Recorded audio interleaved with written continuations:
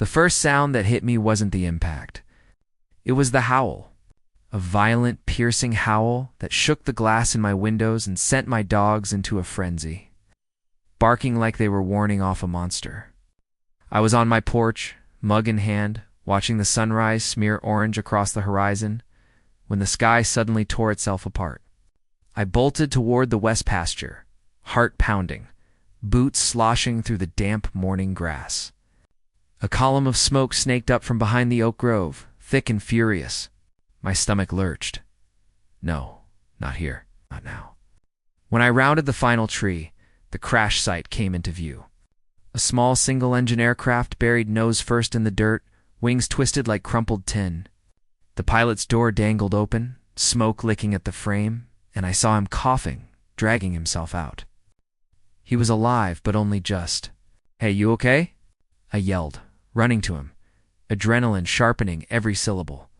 His eyes were wild, terrified, but relieved all at once. I think so." "Just stuck," he rasped, voice quivering like the metal groaning behind him. Somewhere faintly, I thought I heard sirens. Or maybe my head was ringing. Either way, I didn't hesitate. I grabbed my first aid kit, shouting instructions to keep him conscious, trying to decide where on the ranch I could safely move him while I called 911. That's when a voice sliced through the air sharp, shrill and packed with the kind of authority only a Karen ever believes she has. "Excuse me? What exactly is happening here?" I turned. Mrs. Langley, HOA president, neighbor, and self-proclaimed guardian of all bylaws, marched toward us. Her pearl-white SUV glimmered behind her like polished battle armor, and her phone was already raised. I opened my mouth. "There's been a plane crash." "I don't care if there's a plane crash," she barked, cutting me off. "You are violating multiple HOA regulations, and I am calling the police immediately." I froze. My pulse thundered, smoke curled in the air, adrenaline roared in my ears, and all I could think was, she's calling the cops on me while a pilot is bleeding in my pasture. Then my phone buzzed. An FAA alert flashed across the screen. "Unauthorized emergency call detected. Live monitoring active." I swallowed hard. Things were about to go from bad to catastrophic. Mrs. Langley's face twisted into righteous indignation. Her lipstick an almost comical shade of crimson quivered as she stabbed a finger toward the smoke rising behind me.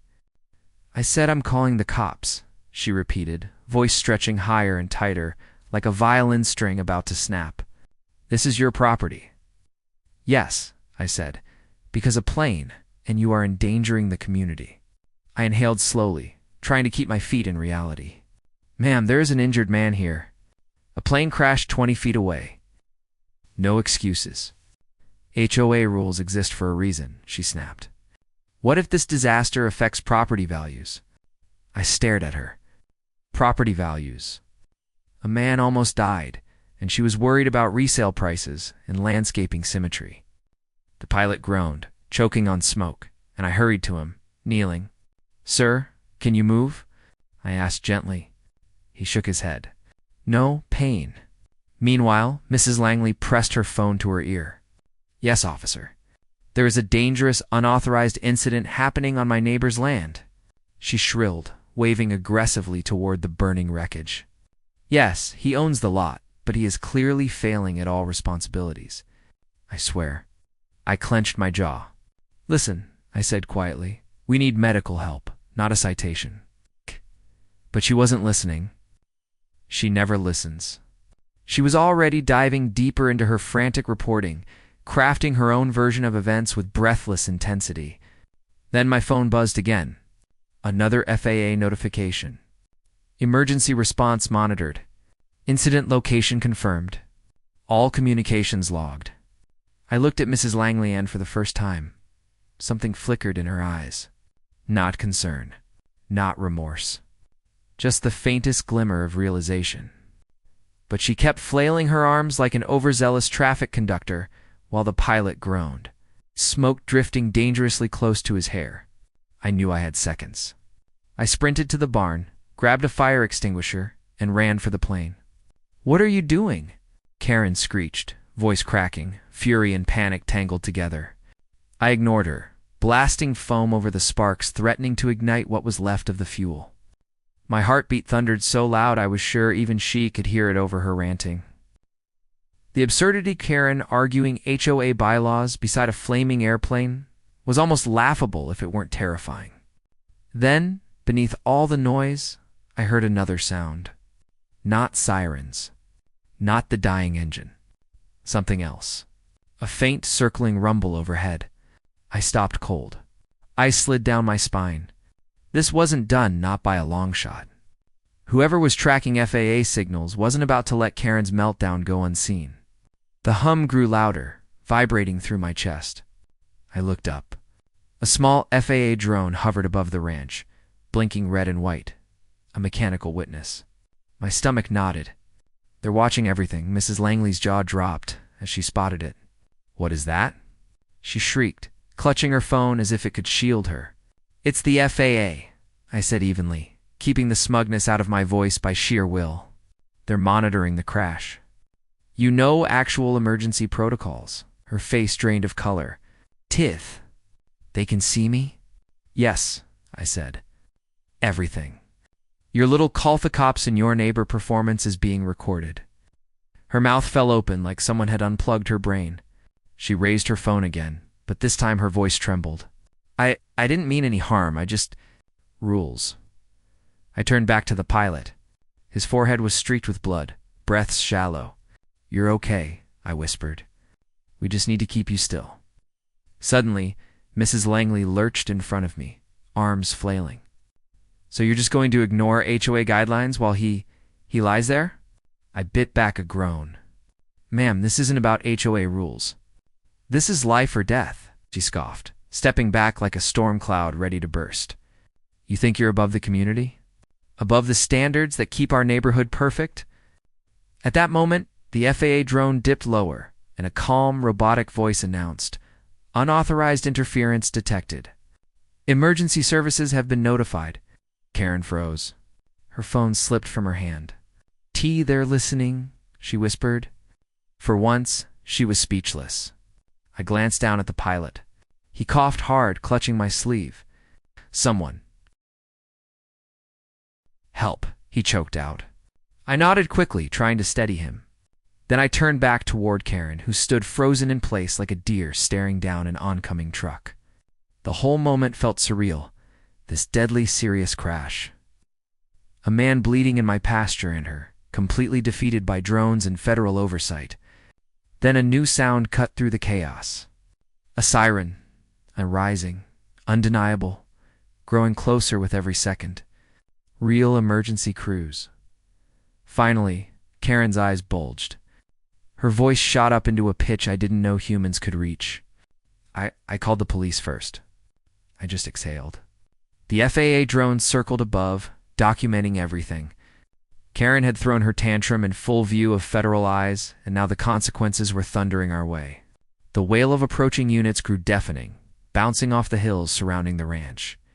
Dust plumed up behind the incoming vehicles, and a knot of relief mixed with tension twisted in my chest. Relief that help had arrived. Tension, because I knew in my soul Mrs. Langley wasn't finished. The first sheriff's SUV skidded to a halt near the pasture's edge. A cluster of officers jumped out, hands poised, eyes sweeping the smoking debris. One hurried toward me. Sir, we received reports of an aircraft down. Are you the property owner? Yes, I said, keeping my voice as level as possible. The pilot's hurt right here. I gestured to the man still coughing, gripping his ribs. As the deputies rushed to stabilize him, Mrs. Langley launched into her next act. Officers, you need to listen to me, she cried, waving her phone like a flag. He is breaking HOA codes and putting the whole neighborhood at risk. I was the first to call this in. I froze. She was actually trying to spin a plane crash into a homeowner violation. A part of me wanted to laugh right up until I saw the officer's face. One raised eyebrow. The kind of look that silently screams, "Ma'am, what on earth are you talking about?" The officer answered slowly, as if speaking to someone unstable. "Ma'am, we're here for the injured pilot, not HOA policy." Karen barreled right over him. She was pacing in frantic loops, jabbing fingers at me, the pilot, the charred wreckage. You can't just allow this chaos. There are regulations. I've filed countless complaints about unauthorized activity in this area. The pilot groaned again, clutching my arm. Please, just help. I leaned in, pushing aside the madness. You're going to be okay, sir? Stay still. They've got you. Behind me, Karen screeched something about insurance violations. One deputy sighed, grabbing his radio. Control, we've got civilian interference. HOA president on scene on complaint. I blinked. Did they really just report her as a problem? Mrs. Langley's eyes went wide. For a heartbeat, her fury cracked just a bit. Then she squared her shoulders like she was gearing up to charge into battle. This is my community, she proclaimed, and I will not stand by while ma'am. The officer cut in sharply, hand outstretched, step back. Emergency services are in charge here. Step back. Her jaw fell open. She looked around, saw the fire fully out, the pilot being treated. The FAA drone still hovering in for the first time. Real fear flashed across her features. Not fear for the injured man. Fear of losing control of the narrative she was so desperate to own. And just when it looked like she might retreat, the sky seemed to dim. Another low hum rolled over us. The original FAA drone wasn't alone anymore. Something bigger was in bounds. Something Karen couldn't dial, debate, or boss around. The air buzzed, electric. What started as one drone had multiplied now for hovered above the pasture, blinking red and white in a synchronized, almost taunting rhythm. My chest tightened.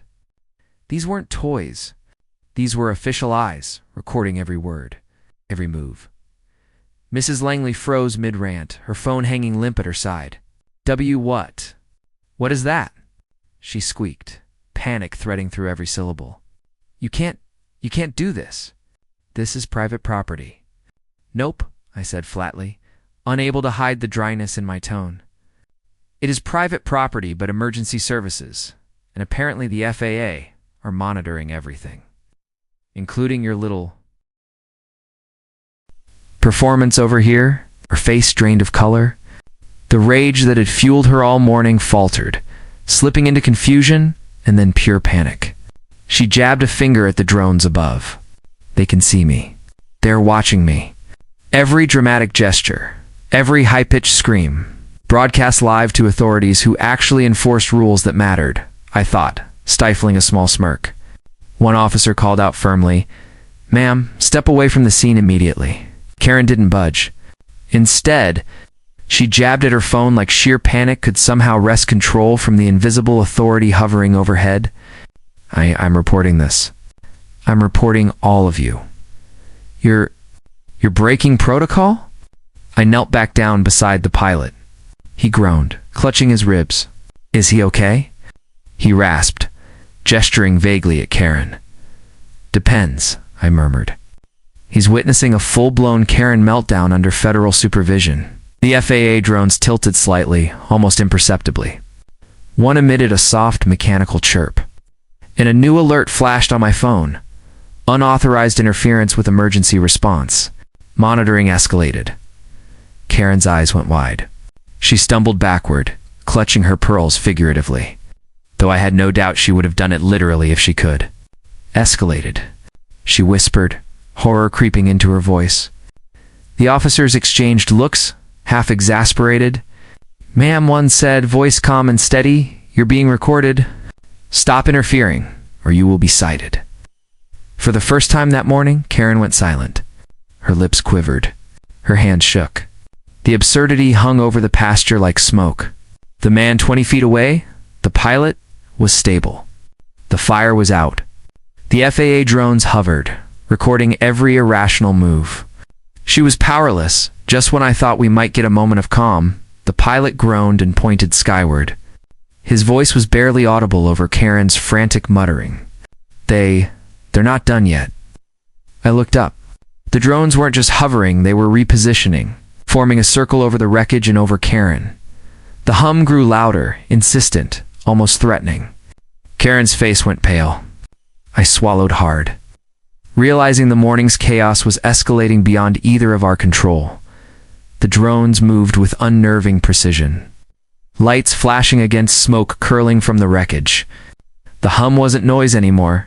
It was a warning. A mechanical authority asserting itself. Karen shrieked, spinning in place like a storm of disbelief and fury. They can't do this. This is my neighborhood. I have rights. She bellowed, pointing at the drones as if sheer rage could strike them down. Her phone slipped from her hand and she scrambled to retrieve it, hammering buttons in a panic as if that could override federal oversight. I knelt beside the pilot, pale but conscious. "Sir, help is on the way," I whispered. Though my eyes flicked constantly to Karen, she paced wildly, jabbering into her phone, muttering about lawsuits and violations. A sheriff approached her slowly. "Ma'am, step away from the emergency scene immediately. You are obstructing emergency personnel." Karen spun toward him. "Obstructing? I'm protecting property values. I am the HOA." "You cannot, ma'am," the officer interrupted, firm and precise. "Federal authorities are monitoring this situation. Cease interference immediately." "Ah." She froze. Finally, perhaps for the first time, Karen understood that no shouting, pearl clutching, or HOA power could override a plane crash and a federal response. Color drained from her face, knees wobbling as the drone's hum pressed down like invisible weight. I allowed myself a small, dry chuckle. "You're being recorded, Karen," I said.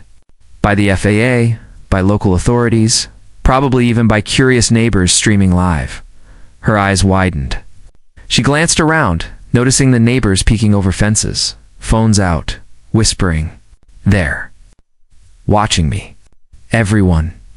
"Yes," I said quietly, trying not to laugh too hard. "Welcome to the modern age." The pilot coughed violently, weakly laughing. I think she's losing it." And he wasn't wrong.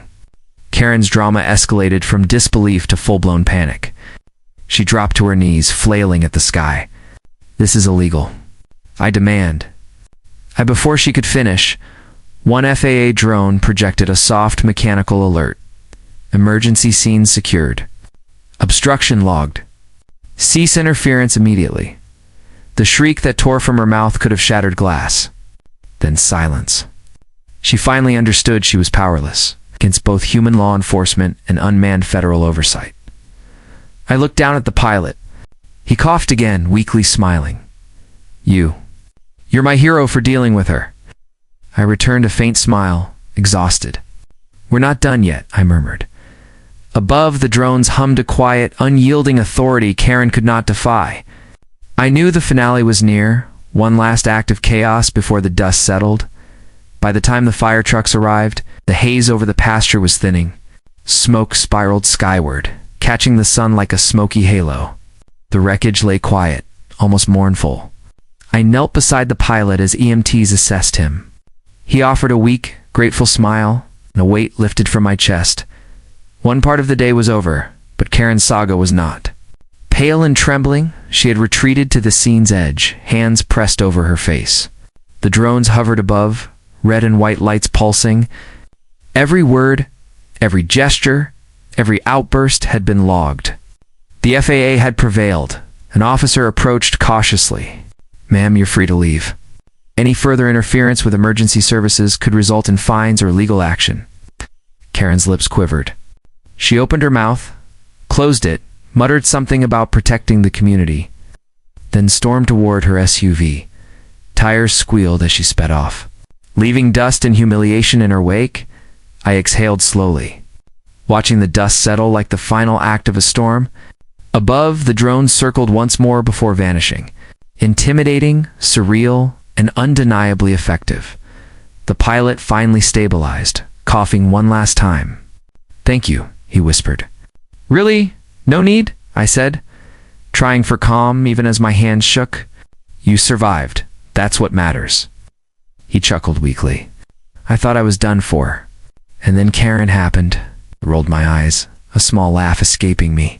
"You have no idea." The ranch was quiet again. The sun climbed higher, glinting off the twisted metal. The dogs returned, sniffing cautiously, no longer barking. Chaos had passed, leaving smoke and the faint hum of distant drones. I stepped back, surveying the scene, the crash, the hysteria, the absurd obsession with rules. It had all collided into one unforgettable morning. Mrs. Langley would eventually write her HOA reports, complain to neighbors, but now she carried the silent knowledge. The skies and the FAA were always watching. Sweat and smoke streaked from my brow, and I realized something simple. Some battles, no matter how ridiculous, are won by letting the universe and drones handle the drama. With that, the ranch, the pilot, and even Karen's reputation would never be the same. The morning ended not with sirens or yelling, but quiet, the kind that finally lets you breathe, and maybe, just maybe, laugh at chaos narrowly survived.